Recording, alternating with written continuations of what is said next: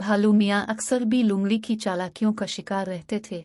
आज भी ऐसा ही हुआ। बी लुंगली ने इत्तला दी कि उधर झोंपड़ी में नए सयाह आए हैं, उनके पास शहद के जार हैं, तुम्हारे तो मजे हो जाएंगे।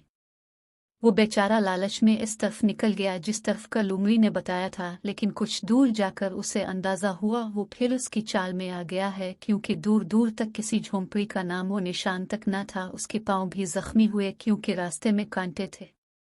आज इसको लुंगली पर बहुत गुस्सा आया और उसने इरादा किया अब वो इससे जरूर बदला लेगा। शाम को वो अपने दोस्त हाथी के पास गया और तमाम माजरा सुनाया। इसने भी मदद करने का वादा किया और मिलकर लुंगली को सजा देने का मंसूबा बनाया।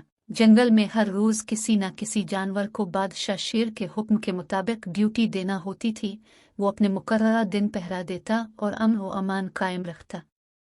वो दिन आ गया जिस दिन भी लुंगली की ड्यूटी थी। मंसूबे के मुताबिक भालू इसके पास गया और कहने लगा, बी लुंगली, वजीरुल्लू ने आपको जल्दी बुलाया है, आप हमारे साथ चलीं। हाथी ने भी यही अल्फाज दोहराए और बताया कि बादशाह सलामत भी वही है।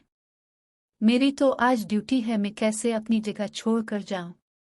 भालू ने कहा, आपकी मर्जी, हमारा फर्ज था आपको बताना, अब आप जाने और बादशाह सलामत। ये कहकर वो दोनों चलने लगे कि वो भी कुछ सोचकर उनके साथ चल पड़ी। बादशाह का शाही घर काफी फासले पर था। वो तीनों आगे पीछे जा रहे थे कि इतने में भालू को अपने बच्चे की आवाज आई और वो अभी आने का कहकर चला गया। हाथी भी प्यास का बहाना करके दूसरी तरफ मुड़ गया। बी लुंगली भागती जा रही थी कि इसको शेर की धार सुनाई दी। जब उसने गौर किया तो आवाज इस तरफ से आ रही थी जिस तरफ इसकी ड्यूटी थी। इसको सारी बात समझ में आ गई कि वो बेवकूफ बन चुकी है, अब इसको सजा मिलनी थी। इससे पहले कि कोई इसे बुलाने आता वो खुद ही बादशाह के सामने पेश हो गई। अब इसकी कोई चालाकी काम नहीं आती थी और ना उसकी किसी बात का यकीन आता था। बादशाह शेर ने इसकी लापरवाही पर इसको सख्त अल्फाज में डांटा और सजा तजवीज़ की कि अब इसको पूरा 1 माह ड्यूटी देना होगी। ये सुनकर भी लुंगली के होश अलिफाड़ गए।